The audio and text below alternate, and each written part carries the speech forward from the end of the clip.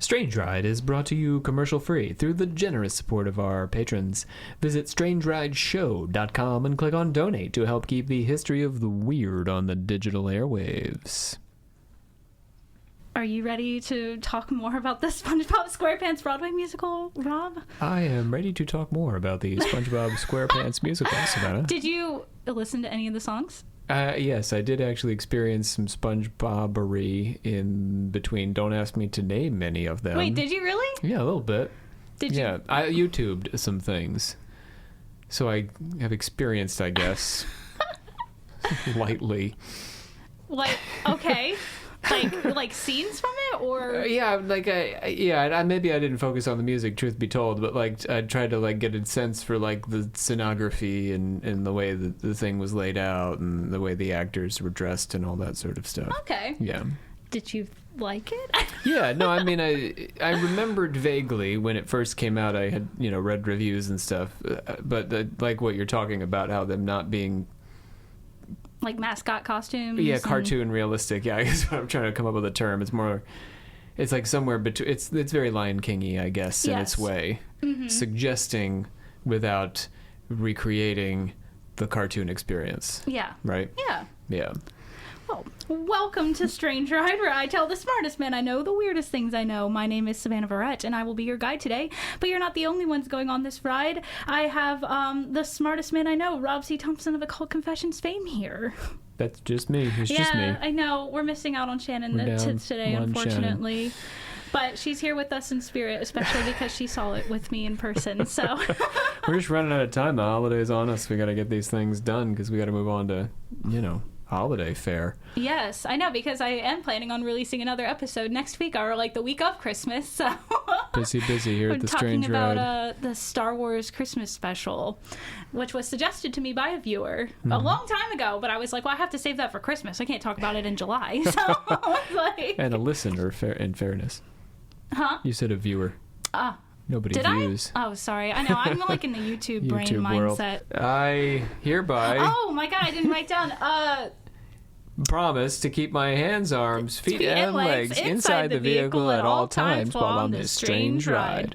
Oh my god, I can't even remember my own pledge sometimes. I'm just so excited to talk about SpongeBob. Gotta get into it. I stayed up until 7 a.m. writing this script last night. Lord. Well, and it wasn't a bad thing. I just couldn't. I love talking about this show, but sitting down to write about it, it just wasn't happening. And then until last night, and I did it in one giant binge. But I think it's okay. So if it's a little manic, we'll know what's going on. Yeah, well, it was going to end up that way anyway, because I get so excited talking about these things that it just ends up manic anyways. Well, so what is the topic today? Last time we talked a bit about you did a little review of what happened in your experience and that kind of thing. What are we doing this time? Last time we talked about the history of it as well, partly how it was made.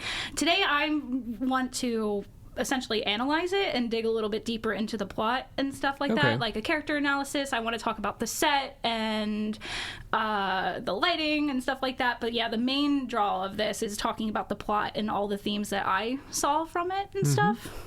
Let's do it. Yeah. To get us started on this incredibly deep dive into the SpongeBob musical, I thought to help you all picture the show itself in your mind's eye, I'll talk about the set and the costumes first. Tony Award winner David Zinn designed both, and in an interview I watched of him explaining his process of designing both for the show, he says that he and director Tina Landau really took the time and care to figure out how to translate all the 2D ideas into 3D. And they knew that it couldn't be identical, like Rob was saying, with the Lion King and stuff like that. So they played around and tested how far they could stretch everyone's essentially suspension of disbelief. And they obviously can't make the human actor playing SpongeBob actually square, but through their testing they learned. They can. They just didn't. It can be done. It can be done, but it wouldn't be practical and would probably look kind of dumb. Yeah. And I really like that the way they did the costumes. They're dressed in relatively normal people clothes, and they kept the few identifying features of each character in their costume that they would need to in order for the audience to understand. But yeah, I'm looking at a guy like SpongeBob's in a yellow button-up t-shirt and these plaid brown pants and overalls, but he's got his little red tie and his black dress shoes, and I am able to look at that guy who looks just like a normal human and is that's SpongeBob. So who else would it be? Yeah, right. And like Sandy in particular, I think is a really well done costume. She wears a jumpsuit that is vaguely reminiscent of her underwater suit from the show. Because in case you don't remember, Sandy is a squirrel. Mm-hmm. So she wears like an astronaut suit and this giant helmet bowl thing on her head. And so instead of having the actor wear a giant bowl on their head, they just gave the actor a huge afro that gives you the idea of Sandy's helmet without being too literal about it. Each character keeps their iconic colors and arguably their most identifying characteristic, but they went really practical with each of the costumes, which is good because these characters and actors are constantly moving around, so they needed to be practical. SpongeBob would never have been able to do all of his like flips and everything that he does in like a giant square mascot costume. But just for some examples of other costumes, Mr. Krabs, he wears like a blue button-up, dark blue pants, and then he has giant boxing gloves to resemble his big meaty claws. Squidward has his brown t-shirt and a pair of teal pants that have an extra set of legs on the back of them. And the actor does a tap number while wearing this extra set of legs, and it's amazing. It's so good. But the ensemble characters are just as exciting as the principal cast, if not even more so. Their costumes are super funky, and they use everyday items and what could be trash to help create these incredibly interesting shapes, and adds all these bright pops of color to the stage as well.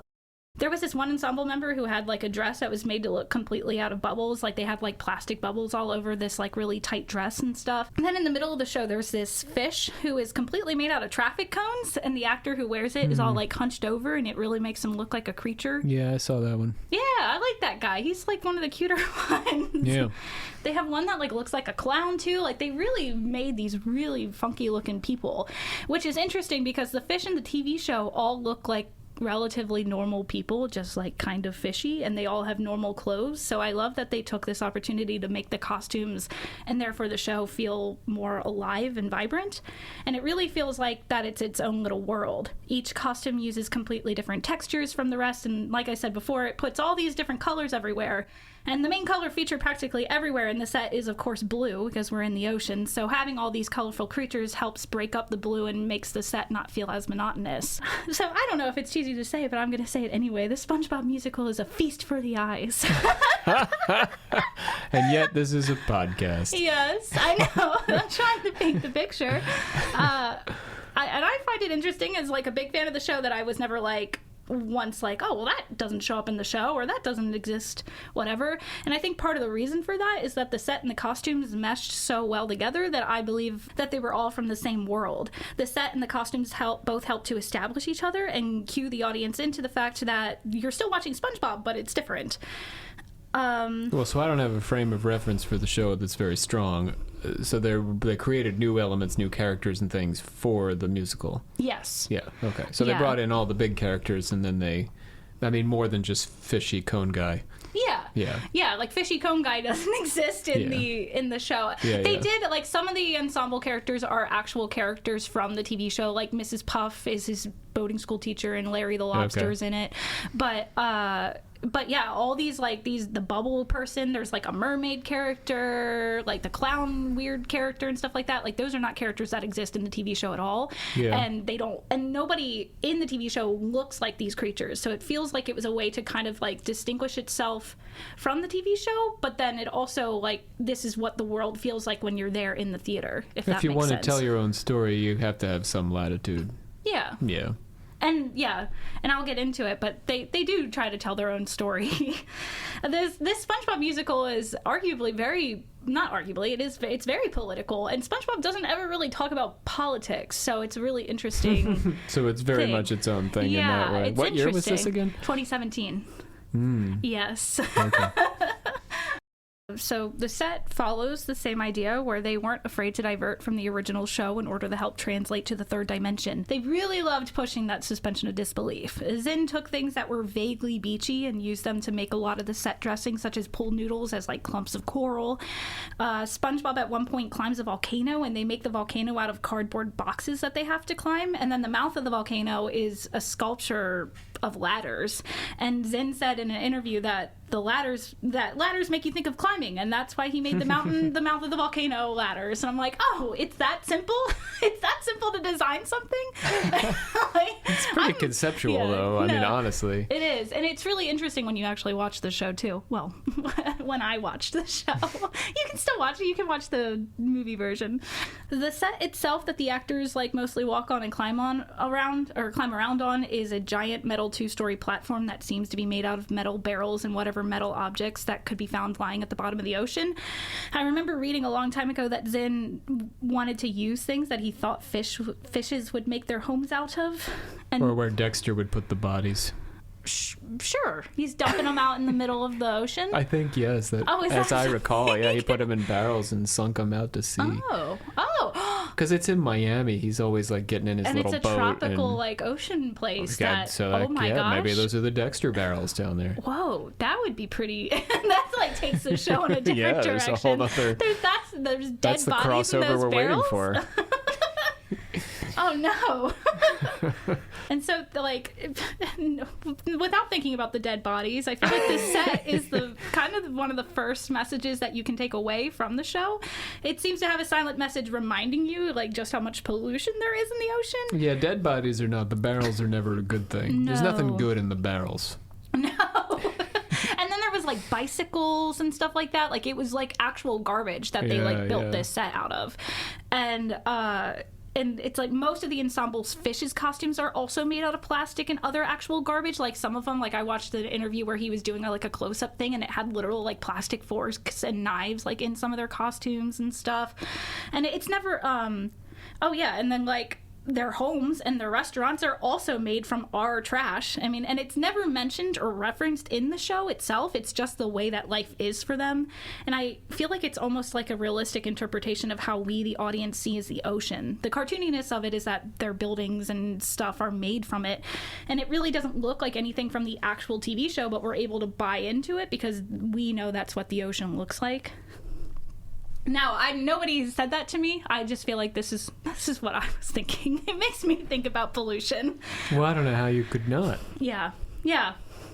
So, this might be a section that only theater people appreciate, but I have to talk about it because it's one of the reasons why I absolutely love this show. Non-theater people can be educated a bit on our ways. Yeah. If you want to be my friend, you have to be. So... In theater, we have a term called blocking, which is just the actions and the movements that the actors like do on the stage. There's traffic patterns basically for the actors. The blocking in the SpongeBob musical is so much fun to watch, and I think captures the over-the-top theatrics of the cartoon itself. It actually is incredibly impressive how they're able to adapt to not only the 2D elements, but the quick cuts of the TV show to characters seemingly appearing out of thin air. I mean, they even went out of their way to have characters enter from all different parts of the theater instead of just your classic stage left or stage right. And I'm not saying that that's groundbreaking or anything, but a lot of Broadway theaters don't do that kind of stuff. It was like a 60s thing originally. Oh, really? Yeah. So I think it goes in and out of fashion. Yeah. I often do it right in our little theater, but it helps make the whole space feel more immersive. And I mean, and what I talked about in the last episode too is how immersive even just sitting in the theater felt. Like I like the fact that they used basically everywhere in the theater. Like Patchy the pirate, he enters through the house and like he brings his pirate crew in through the house, and the house is where the audience sits, in case you don't know. That's what we theater people call the house.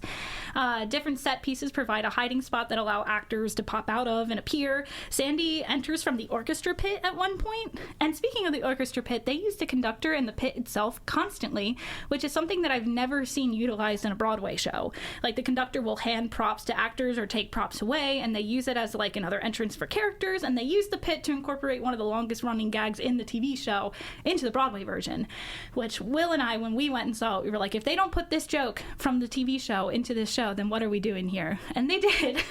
They actually do a couple of references to like the movie and the TV show, like a couple of different lines or whatever, but Squidward gets a list of like things that he needs to go and buy for this band, and he unfurls the list and it rolls into the pit, and you hear it like bing bang crash, and then you hear a guy go, my leg. And that's a joke that happens on the show. Like, I feel like it's almost every episode. Something gets thrown off screen or like something explodes, and you always hear the same guy in the background go, my leg. So They put that in there. But handing things to the conductor, I think, helps with the feel of props like coming out of nowhere or disappearing quickly, which can be a staple of animated TV shows. Like, how many times do you see an animated character reach behind their back and pull out something that definitely wasn't just in their back pocket and stuff? And I would like to point out once again that they have a live Foley artist sitting to the left of the stage, also adding to the cartoonish effect. So, like, all the cartoonish sound effects that you know and love are happening right then and there with real people. Like, it's so cool. And I hope I'm painting a good enough picture, because I need people to understand just how difficult it is to make something look like a cartoon in real life. It's like, it's so impressive to me. And this must be an exhausting show to perform, but it works. The actors, especially SpongeBob, hardly ever stop moving, and they chose the perfect actor in Ethan Slater to play SpongeBob. He's constantly moving his body in unconventional ways that you can almost believe that he is a sponge with no bones.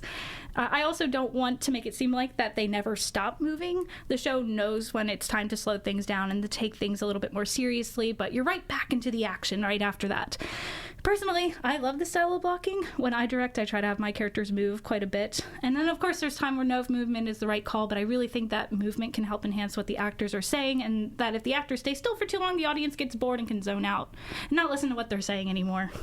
Yeah, it's like old classical theater. Greeks, right, would have these long monologues, and we just sit and listen to the monologues, but Savannah will tell you I never make the audience just sit and listen to the monologues when we do the classics. And I don't like doing that too, because I'll find as I'm directing, if a character is doing that, I zone out as the director. And I'm like, if I'm zoning out, that's not good. Yeah. The audience definitely is. But back to SpongeBob, I just love the fact that they didn't shy away from the cartoon elements of the show. And like I said in the last episode, I feel like the point of the original TV show is to show us that we take things a little bit too seriously sometimes. And I know in the world of theater, we certainly do that too. And arguably, I'm taking this musical too seriously by doing this super in-depth look at it. But I feel like there seems to be a lot of emphasis in theater and art in trying to replicate real life. And that's fine and dandy, but it's also art. So like, I love the fact that we can take this medium and say, I want to make this wacky and unlike real life. So I love that we have this show, and I feel like it's important to be like, look at all this cool and crazy stuff that we can do. We can make it look like there's an actual cartoon happening in front of you with real life people. I just think that's so cool. I love it so much. I rewatched it last night too, and like I started paying attention to more of like the background things that what they were doing and stuff, and it's just like all these little details just make this giant picture, and it just comes together so well. I think I love this musical so much. But before I hop into the plot, I also want to talk really quickly about the really new use of projections in the show. Projections is Broadway's newest toy, and honestly, I love it. There's a kiddie pool in the top leftmost corner part of the stage on the proscenium arch that they projected things into constantly, like a clock, counting down to the town's extinction. There was also these really fun scenes where Sandy is explaining science stuff to SpongeBob and to us, and instead of her writing on a whiteboard, a projection pops up on the whiteboard, and whenever she taps the whiteboard, the projection would change to show something else that she was talking about. Oh yeah, there were also projections that would pop up on like the furthest back curtain of the stage, and the lighting was super cool. They made watery effects. The colors were constantly changing. It was constantly getting bright and dark. Like it's a very vibrant show, and all of these pieces come together to help make it look more cartoony than everything else. I think one of the biggest examples I can think of, remember the lights changing, is Plankton has like a lot of evil monologues that he does, and so he'll do like this super big dramatic movement, and then all the lights will like go out and zoom in on him, and then he'll have his like little evil monologue at the front of the stage and stuff. I just wanted to mention the lighting because lighting gets overlooked a lot. But it's more than just making sure that you can see the actors. It's all these other things too, but because it's good lighting, you don't really think about it, because that's kind of the point. It's like, I meant to say this earlier, but in theater, it's like not all of these things should blend in together to make one big picture, so you shouldn't like have one thing sticking out over the other, because then it distracts from everything else. The attention's meant to be on the actor, and you're not really supposed to pay attention to anything else. Even arguably, you're not supposed to think much about the actor as an actor. You don't want to think about their acting. You want to be thinking about whatever the character is up to. So the focus is on character, and design elements are meant to support character. Character's the top. Okay, so now I finally reached the point where I will talk about the actual story and its characters. Like I mentioned in the previous episode, Patchy the Pirate, a long-running character in the TV series and the president of the SpongeBob SquarePants fan club, gets kicked out of the show for saying he's going to record it and make a pirate copy of the musical. He is a pirate. And then the actual musical begins. So, as the Bikini Bottom Day song suggests, the musical begins with SpongeBob jumping out of bed and mixing up a breakfast for his favorite pet snail. And it changes depending on my mood, but I believe that this song is my favorite in the show, and I think it does a good enough job of loosely introducing the characters in case you know nothing about SpongeBob. Each important character in the show gets a moment to sing about what their typical Bikini Bottom Day is like, and how that is all about to change when the news of Mount Humongous' explosion is shared. But before we get to that point, there is a moment that I love that shows SpongeBob's contagious positivity. He says to Squidward, "I think today could be the best day ever." And Squidward replies, "You say that every day." And SpongeBob says, "And I'm always right." He doesn't say that every day will be the best day ever. He says that it could be. And I just love that. I think that's so cute. And I want to take a very quick moment, too, to mention that the official cast recording is actually the original cast from Chicago and not the actual Broadway run. So some of the actors are actually different. And then a lot of the lyrics have been changed as well. So the lyrics that I know really well, when I'm watching like the recorded version of it, they're changed because because in previews they changed their lyrics quite a bit from like their preview runs and stuff like that. And so if you did your homework and actually listened to the SpongeBob SquarePants like original cast recording, it's not the original Broadway cast recording, it's the original preview cast recording, which I think is interesting. Interesting what they changed too. Yeah, they didn't change a lot, but what the biggest changes that I noticed is that there's a lot of dialogue breaks added in, especially in this opening song, like the one I just mentioned with the best day ever thing. And then in this song in particular, they added a whole new section of the song where they sing the Bikini Bottom anthem, and I really love it, and I wish that it was a part of the like recorded version that I know. But I bring up the anthem because I think that the lyrics in the anthem are important. And it says, "I will always vow and pledge allegiance to this town that I hold dear, for all are welcome here. Bikini Bottom blue, yes, I'll stay true. It's the Bikini Bottom way." And that becomes a plot relevant slightly later. But so we're all introduced to some small character conflicts where SpongeBob feels like he's looked down on and doesn't understand why people can't see that he's more to offer than just being a simple sponge. Patrick is upset that no one really seems to listen to him, and Squidward really wants to perform, but people keep shutting him down. And throughout the opening number and these tiny scenes, there is a rumbling that happens under their feet, and when they finally acknowledge it, SpongeBob tries to play it off as nothing that they should worry about. But a news report from Perch Perkins pops up and says, "This just in, this is something that you should worry about." And then explains that the volcano is now active and will explode soon. Then the song No Control starts. You're going to hear me say this a bunch this episode, I'm sure, but I love this song. I absolutely love this song. It's dark, and I really like the sound of it, but I think it does a really good job of capturing the fear that comes with not having any control over a situation. It's chaotic with a lot of different moving parts, including characters chanting, singing, and screaming all at the same time. And this is a very important moment for SpongeBob in particular. Because he is so positive, he can sometimes fall into that category of toxic positivity.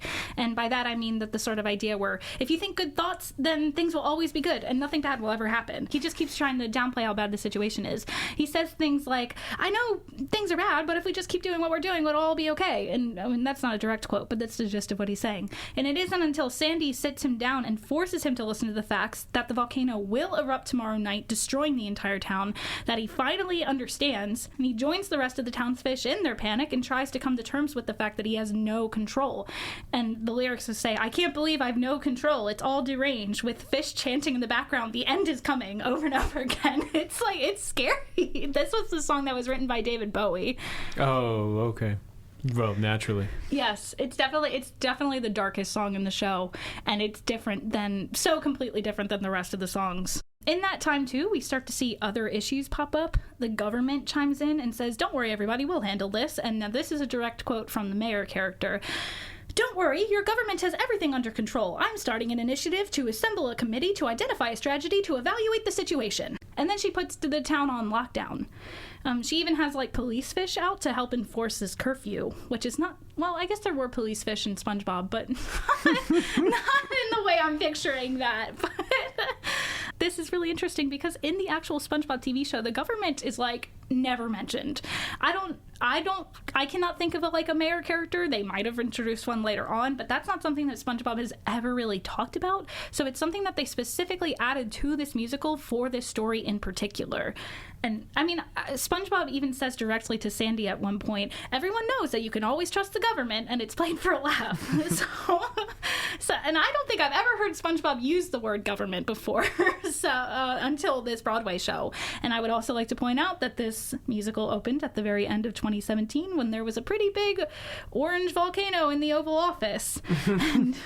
But we hadn't been locked down yet. No, we hadn't. And it's also incredibly interesting watching this musical now after everything that's happened with COVID, because it's like this musical predicted how everything would go down during the pandemic. Like, this musical takes on a completely new meaning after the pandemic, which is so interesting. Like, when I was watching it last night, I was just like, oh my God, it's just so... Yeah, well, which is why I'm making the argument that the SpongeBob musical is actually just a parody of America in crisis, which, man, it feels like it's been in crisis for so long now that maybe I should just say it's a parody of America. In Americanness. Yes. And another interesting thing that happens during No Control and all the panicking is that Plankton, although he panics as well, he stops and actually sees an opportunity. He wants money and power and realizes that when fish are scared, they school together. And he wants to take advantage of that fear for his own gain, completely ignoring the fact that the world is also actually ending. He determines that if he can convince the townspeople to buy an escape pod that fits the entire town inside of it, he could hypnotize all the townsfolk at once into loving his chum burgers and then making him the ruler of the new town that they'll go and make when they escape from Bikini Bottom. But first, SpongeBob breaks curfew to go see his best buddy and neighbor Patrick. And of course Patrick is panicking as well, mostly because he's out of snacks and there's nothing on TV. And this is like an actual thing that happens in the musical, is Patrick's like, there's nothing on TV except for this, and he turns on the TV and it's literally just a voice going, the end is coming, the end is coming, over and over again, which is, I bring up because it just feels so relatable nowadays, because it feels like every time you turn on the news, it's, or like look at anything online and stuff like that, it's just this like, the world is ending, everything is horrible, and it's just like, it's so exhausting and scary to look at. So but this moment of SpongeBob visiting Patrick is very important because, one, it's a character moment that shows how good of friends they are. But two, SpongeBob is still, of course, scared and doesn't have any idea of how to save Bikini Bottom. But through his superpower of always being able to see the bright side of things, he goes to Patrick in order to start helping where he knows he can actually make a difference. And that difference is he just is trying to make his friend feel better. When you have no control, you can take a moment, breathe, and then find something, anything, no matter how small, that you do have control over to help with. And that's how I interpret this scene of SpongeBob visiting Patrick. He makes his best buddy feel better, and by doing that, he makes himself feel better too. And this is when the song BFF is played, and it's the one Plain White Tees song that we talked about, the one hit wonder, getting their song in here. The mayor then summons all the Bikini Bottomites to talk about what the plan is for dealing with this volcano. Patrick offers up a very dumb idea and says, if we close our eyes, maybe nothing will happen. And almost everyone shrugs him off, except for a couple of sardines who seem to find deeper meaning in what Patrick said, but then they run off. Sandy suggests that she might be able to build an invention through science that could potentially prevent the volcano from exploding at all, but Plankton can't have that. He needs everyone afraid still, for one, but if Sandy is able to save the town, then there's no need for a giant escape pod and no quick way for Plankton to hypnotize everyone all at once to take control. And he really can't have that. So he then begins a rap when the going gets tough and turns the townspeople against Sandy and science. He says that Sandy can't be trusted because she's a land mammal and not from Bikini Bottom. He also points out that he's an evil genius and that smart people, including himself, are getting lost in this situation. And I think it's also something to point out too that most people aren't really buying what he's selling until the one old character, Old Man Jenkins, chimes in and starts to agree with Plankton. Old Man Jenkins especially chimes right on the racism front.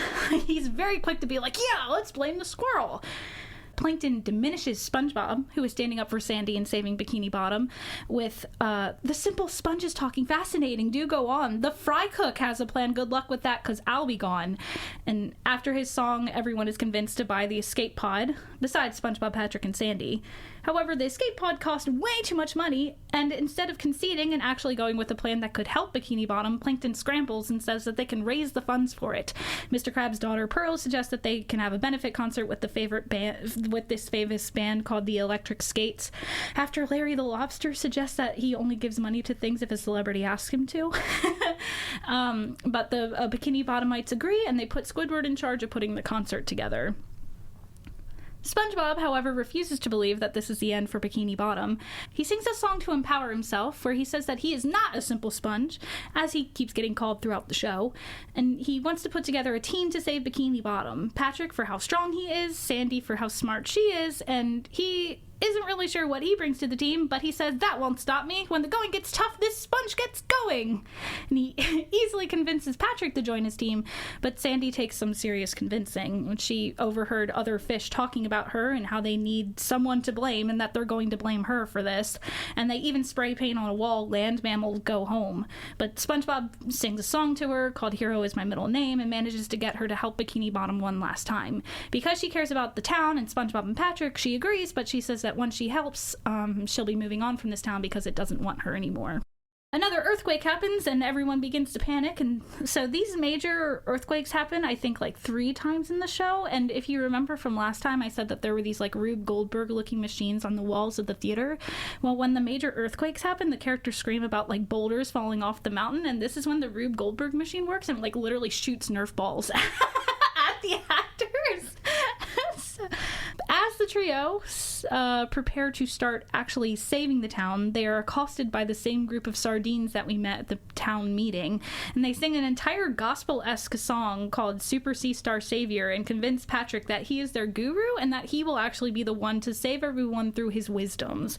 And Patrick completely buys into this because of course he does. And if you had asked me, Savannah, which character from SpongeBob do you think would start a cult, my first answer would have been Patrick. So SpongeBob says like, "Hey, I thought you were going to help us. We have a plan." And Patrick is like, "I don't really care about that now because these guys think I'm super cool and smart." Like, and that's such a Patrick answer. Most characters in SpongeBob are actually very mean, but I think Patrick is the biggest dick in the entire show. I think Patrick might be my least favorite SpongeBob character. I don't know if that's a hot take or not, and you don't know anything about SpongeBob. Leave it in the comments. Yeah. So Patrick leaves with his cult, and now it's only SpongeBob and Sandy who are the only ones actually doing anything to help save the town. Night falls and everyone realizes that there's only one more day until everything is gone, and this is where the intermission is. When we come back, we have a cute second act opener where Patchy the Pirate sneaks back in and holds a mini pirate revolution with some pirates he met in a bar in Hell's Kitchen. And they sing a song called Poor Pirates and complain about how crappy their lives are, but they're promptly kicked out once they're done singing. So Patchy still doesn't get to see the show, unfortunately. SpongeBob wakes up and hopes that everything was a dream, but unfortunately realizes it isn't, and he meets Sandy at the base of Mount Humongous and they begin to climb it. Sandy helps SpongeBob move through his fear by singing a song called Chop to the Top. And for people who don't know, one thing that SpongeBob and Sandy in the actual TV show love is karate, but or they call it karate. So that's where the chopping to the top comes from. They're struggling, but they're actually managing to climb it. And as they're climbing it, we get to see what Patrick is up to. And he is really hating being a guru and realizes that they don't actually care about him, but what he can do for them. And him and SpongeBob sing this beautiful duet called I Guess I Miss You, written by John Legend. It's so ridiculous. But it's so good. It's like one of the best songs ever. These artists is so ridiculous. Like, there's David Bowie with the apocalyptic song and then John Legend with the duet. It's so bizarre. And they sing about how much they love each other and they miss their best friends. Yes, that's who I would pick to write that. Yeah. But Patrick, after they sing this beautiful duet, Patrick realizes that he made a mistake and he should be helping to actually save Bikini Bottom, not whatever he's doing sitting around spouting nonsense. Plankton is watching SpongeBob and Sandy getting really close to the top of the mountain, which would ruin his evil scheme. So he and his computer wife Karen use an avalanche machine to create a landslide that actually succeeds in knocking SpongeBob off the mountain. SpongeBob actually believes that this is going to be the end when suddenly Patrick appears using a jetpack that Sandy was building during the opening number. Foreshadowing! and saves SpongeBob. He then flies the three of them up to the top of the mountain. Unfortunately, they aren't able to reach the mouth of the volcano because you have to they were like, oh no, you have to squeeze through these weird holes in order to make it to the top. They didn't really explain it very well, because I was even confused watching it last night. I was like, wait, what's the logic here? But they just wanted SpongeBob to be the only person that was able to plot-wise, they wanted SpongeBob to be the only person that was able to throw the machine into the mouth of the volcano. So they made it so Sandy and Patrick are too big to squeeze through these weird things, which are ladders, and so they convinced SpongeBob to do it. But with a little more thought, you probably could have gone back to the jetpack or something and come up with a better I think they say that the jetpack is out of fuel or something like that. So so Patrick was able to get them to the top but wasn't able to fly over the mouth of the volcano. Yeah. And then the way that the sculpture is it's almost like a curtain but made out of ladders, and it's this giant circular sculpture where all these ladders are just kind of welded together and scattered all around with one giant hole in the middle. And that's what they're talking about with the holes, and how SpongeBob gets up there is that the actor literally climbs through the rungs of the ladder and flips himself all around them and stuff like that, and he's singing about how he's not a simple sponge as he's literally hanging upside down and doing pull-ups and stuff. It's unbelievable. It's you have to be so crazy athletic to actually play the part of SpongeBob. It's insane. I think that's often the case for musical theater. People don't appreciate how physical it is. Yeah. Oh, yeah. Because, to be able to sing and do all the crazy dancing that they have to do is insane in any musical theater. But then watching SpongeBob, it's tenfold, especially with him. He's literally hanging upside down on a ladder singing, "I'm not a simple sponge." But before he does that, he's I can't do this, guys. He says that he's just a simple sponge, and he's proved that because he's needed help with every step of the way to climbing up the mountain. But his friends reassure him that he is not a simple sponge, and if it wasn't for him, they wouldn't even be on this mountain trying to save everyone. What SpongeBob brings to the team is management skills and being able to find the good in any situation. So this pep talk works, and he climbs himself up the mouth of the volcano, and he throws the interrupter into it. And so they did all that they could do, but won't know if it worked until the volcano either erupts or it doesn't. Meanwhile, while all that was happening, down in Bikini Bottom, the town is just completely destroying itself. There are angry mobs running around chanting, "Blame the squirrel." The government has declared war on anyone who disagrees with them and says that the media is to blame for all of this panic and destruction. The benefit concert also is not going well because the electric skates are very demanding, and when Squidward can't find seahorse radish for them, they quit and essentially say, "Perish" to Bikini Bottom. And once Squidward shares this news, right before SpongeBob throws the interrupter in, the town goes, and by that I mean so these scenes kind of cut back and forth throughout the second act of the musical, but I just felt like it was better to tell the story this way because the other scenes aren't that necessary. But yeah, so Squidward shares this news that the electric skates left and that they aren't actually going to have a benefit concert, so that means that there's going to be no money, so that means there's not going to be an escape pod, so that means they're all going to die. And so the town goes completely ballistic, and actual fights break out where everyone starts screaming at each other, and they say, "This is the government's fault, this is the media's fault, this is your fault," and literal fights start. And so SpongeBob has thrown the interrupter in, and the three can see from the top of the mountain that the town is literally destroying itself. And this is one of my favorite bits that they did in the show. They're standing in the middle of the stage, right in front of the mouth of the volcano that SpongeBob just climbed, and the conductor pulls out a literal playset of Bikini Bottom, and they're like, "Oh look, it's Bikini Bottom," and then the conductor takes the toys of the characters and starts making them fight each other. And they're like, "Oh god, no!" And then she flips the Krusty Krab upside down, and they're like, "No, not the Krusty Krab!" It's so cute. I love the fact that they used the conductor so much in this show. Patrick suggests that they use Sandy's jetpack's parachute to float back down to the town, and they do, and SpongeBob instantly tries to break up the fighting as soon as they land. SpongeBob says, "At a time like this, we should all be coming together. Instead, you're all looking for someone to blame, or to follow, or to exploit and control." And when Squidward tries to shut him down, he refuses to back down, screaming back at him, "I'm not finished!" Sandy adds, "You're all so scared for yourselves that you're turning against each other, and that's just as dangerous as any volcano." They tell the townsfish that they put the device in the volcano, but they won't know until in 7 minutes when it's meant to erupt if it works. SpongeBob then says, like, we might only have 7 minutes left, but we can make them the best 7 minutes ever. The sun is still there, and they're all still there together, and if they can stop this fighting, then they can enjoy what little time that they might have left. And this is when they play the song Best Day Ever, which is a reworked version of the same song from the movie/TV show. It's very sweet, and the townsfish do join SpongeBob in celebrating their best day ever while they still can, and suggesting that any day can truly become the best day ever if you allow it to, even if it starts off as horrible as their day did. My favorite line from that song is, I'm so lucky, got nothing to do. I could spend 5 minutes just being with you. And I just think that's a super sweet line. But I also think it's silly that they say that there's 7 minutes left, but the song is not 7 minutes long. And then, like, the volcano is meant to erupt at the end of the song, and they, like, count down to it. It's, like, 3 minute long song. So, like, I'm like, that's if it was 7 minutes long, it'd be like Stairway to Heaven. No, like. I know, and I don't want the song to be 7 minutes long, but I'm like, why didn't they say 3 minutes? You know? Oh yeah, you're right. That's They what should I'm have said thinking. 3 minutes. Yeah. Or that, I mean, I guess they could have broken up the song and done some sort of like but something they did in the middle. They do, like, they sing the song, and then they're like, oh, there's only a couple seconds left, and then they count down to the second, and then it's like, but that wasn't 7 minutes. I mean, when you're watching the show, I guess you don't notice, but as someone who's listened to it so many times, I'm like, that's silly. Spotify, yeah.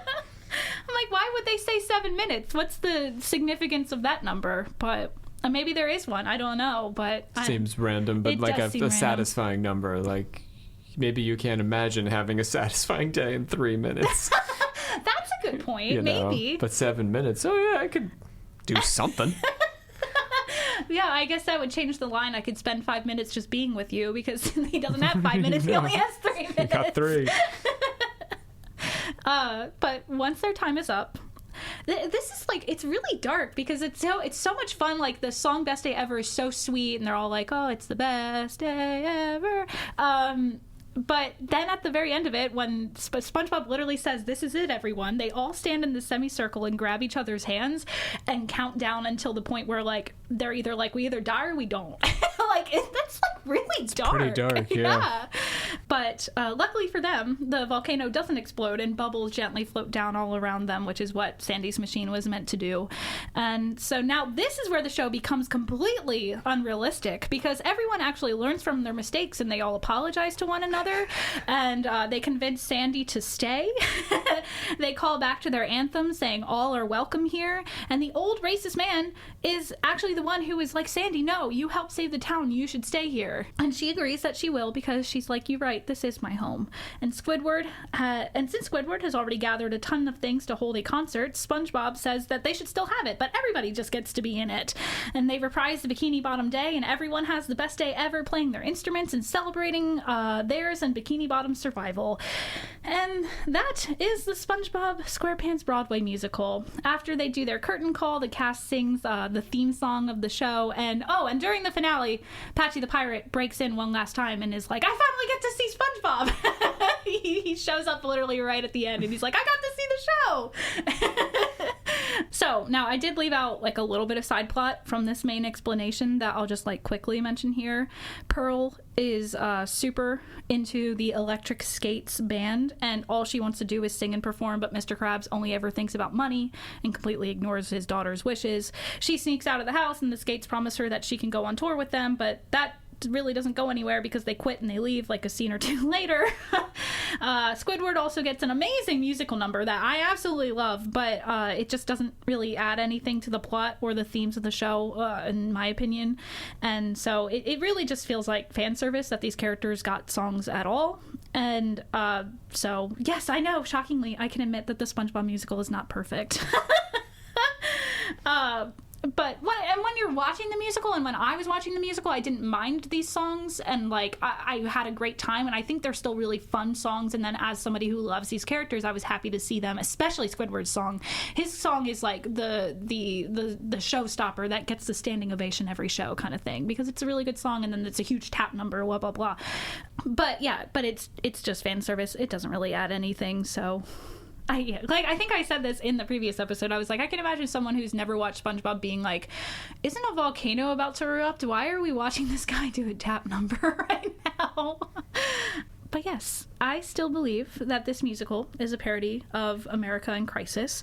As a 20-something-year-old watching it in 2017, I felt like I was seeing my life reflected back at me. I mean, this was prime Trump, fake news, all of those horrible things. And then the way Plankton acts in the show was the scariest part for me, because he's a smart character. He essentially knew that Sandy's device would work and would save the town, but he turned everyone against it for his own means.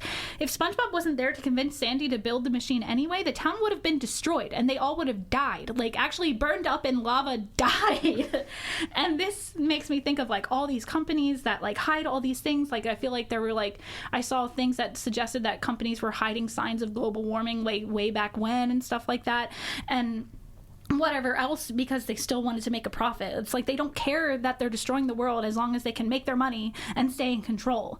And also the government in the show is just useless, which at times it truly feels that way. And now I don't know a crazy amount about politics, so I'm not going to say too much about it, but as someone who doesn't know too much, I shouldn't feel like my government is useless, right? But I do.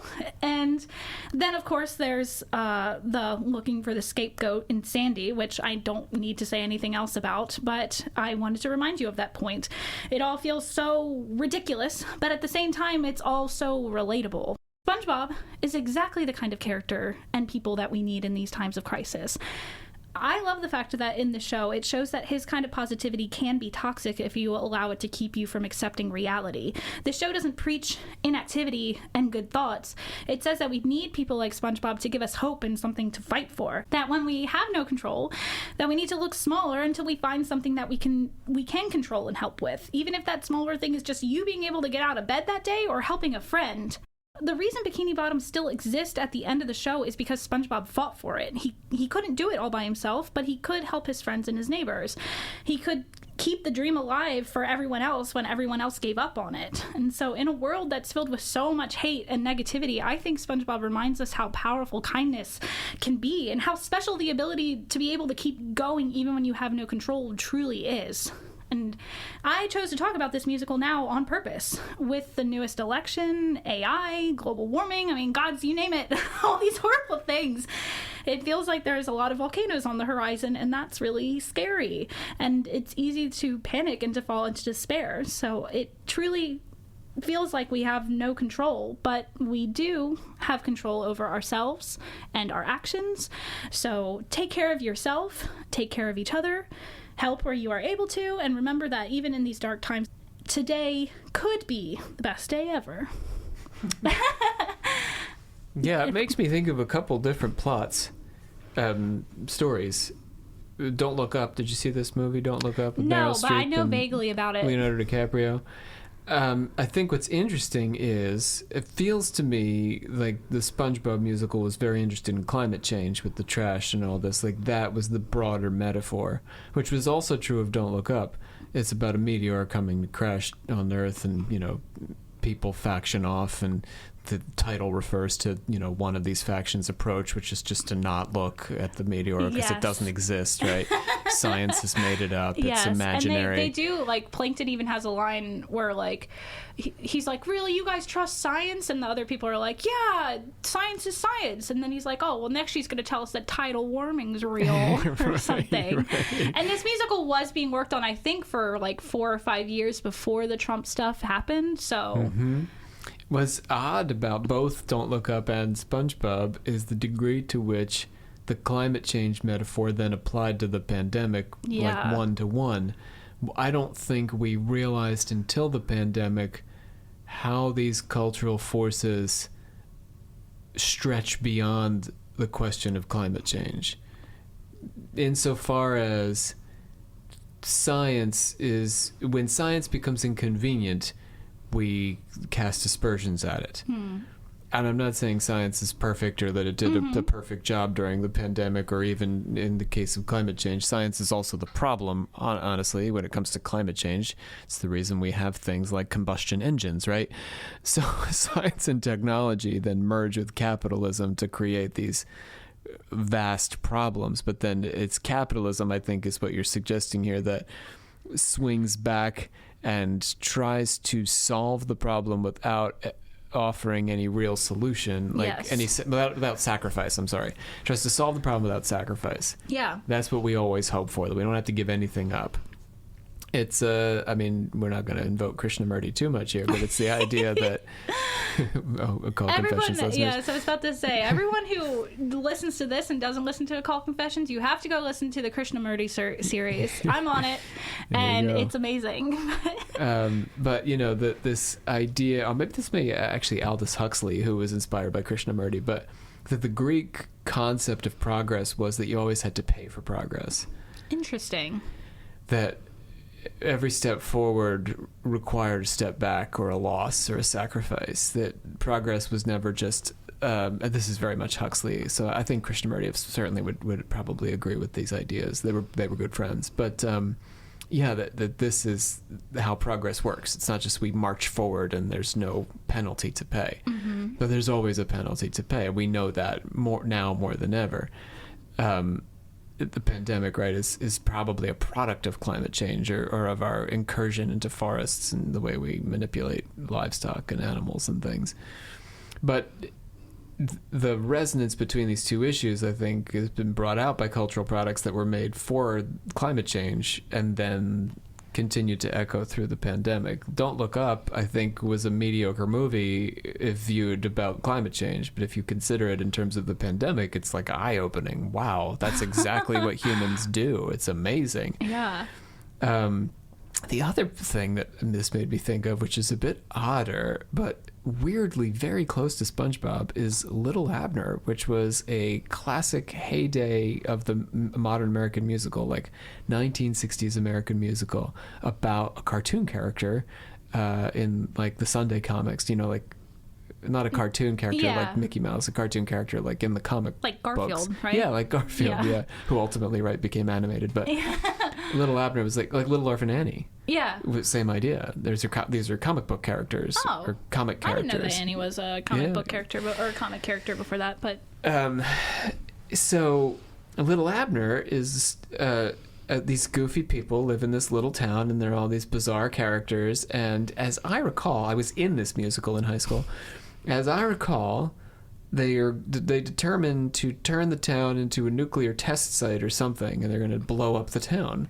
Oh. Yeah, it's weirdly similar to this plot. And everybody mourns how they're going to destroy the town. And there's this capitalist character who I'm sure is in the comic books who's like at the middle of all the machinations to, blow up the town and all this business. And he sings "Progress is the root of all evil," weirdly. And, they get out of it somehow. I don't remember actually how. This was a long time ago. But everything turns out okay. In much the same way. I don't know what it means that SpongeBob and Little Abner have these commonalities, but it really does say something, I guess, about how we take these goofy cartoon characters and put them in maybe a world where we expect there to be some kind of serious messaging. And people like you and me, or maybe people like me in particular, I don't look to musicals for serious commentary on the world. However, we do expect them to be more serious than cartoons. You see? Yeah. So maybe there's something to that. And maybe cartoons lend themselves more than anything to this apocalyptic concept. I don't know why. I'm not sure why that is, but it could be that they create a kind of like perfect little world. Like Little Abner is a world unto itself, and SpongeBob is a world unto itself. And so it's almost easier for us to imagine that world blinking out of existence because it is so complete in and of itself. Yeah, that's true. Whereas our worlds are not complete. They're overlapping and messy and tangled, and we have a hard time envisioning our destruction in the same way we can envision SpongeBob's destruction. Yeah. It feels more total with SpongeBob than it does for us. For sure. Yeah. it's really interesting. And I'm also wondering too, because like these cartoons, I mean, I don't know anything about Little Abner, but SpongeBob, I mean, like each character is a very distinct character. Like they aren't very messy. It's like Squidward's the grouch, SpongeBob's the happy guy, Sandy's the smart one, Patrick's the dumb one. Like, so it's maybe easier for us to wrap our minds around these bigger concepts when the characters themselves aren't very complicated and stuff too. As right? I recall, Little Abner's very SpongeBob. He's a very like positive, happy-go-lucky guy. Interesting. I mean, he's a country bumpkin is the idea also, right? Like he's kind of a moron, right? You know, and SpongeBob is too, right, yeah. But, you know, he's this happy-go-lucky dude who's just beset by this apocalyptic, you know, event. Yeah. Yeah. And I think maybe part of that too is the superpower of being able to still go on when all these terrible things are happening around you. Because I think that's one thing that I really admire about SpongeBob is that he is able to, and the show doesn't hide the fact that he's scared, and he says that he doesn't want to be doing this, but he's going to do it anyway because he has to, because he wants to save his town, and he's not taking the easy route of just leaving, which thank God he didn't, because they would all be dead. Yeah. The plankton thing is really the most interesting part of the whole show, because he is so like Plankton is always like an evil character, but he's always kind of stupid too. He says he's an evil genius, but his plans always fail and whatnot. But yeah, to actively know that you are dooming the town in order to help yourself is just like the most evil thing, I think. And that, I think this show points that out a lot. Like, I don't think it's not, I don't know. Yeah, it certainly resonates. Yeah. Social media and all these companies making all this money. Yeah, and I also think like the symbolism of the volcano, like you're right, like it totally feels like it's talking about climate change and stuff like that. But you can even look at it on a smaller scale and stuff and be like, for somebody like me who, like, when I was like, this musical is like my life preserver for me, it's like the volcano can even be something that's happening in your life and stuff, and you can look at it and be like, use it to be like, okay, I need to take a moment and understand I have no control and acknowledge I have no control, but I can find something that I do have control over to work through. Yeah, the metaphor is imperfect to the degree that the volcano is not created by the characters. Our apocalypses, sorry, are mostly of our own creation. That's true. The iPhone and all of its, it's not though, it's just the Android, the smartphone and all of its apps that are ruining teenagers and children. We made those. We made the apps. Yeah, but also, like, we did as a human species, but we didn't. No, Rob you and I, that's true. I guess it's a volcano to yeah. us in that way. Yeah. And like Trump, like. But the evil capitalist character is in SpongeBob is not directly. He didn't create the volcano, but in the case of Meta and all the OpenAI and all these they actually are creating the volcano themselves, and all they would have to do to prevent the apocalypse is to stop. To just have to walk away from it. Instead, Musk and company are building rocket ships to save us when they blow everything up. Yeah. Oh, like there's like Plankton's escape pod. Yeah. Oh boy. But yeah, that's the SpongeBob musical. All right. Thank you for riding along with us. Please watch your step as you exit, and remember to take all personal belongings with you. All right, we might as well do the thing. I don't know how to start this. Also, you need to say the thing. That's right.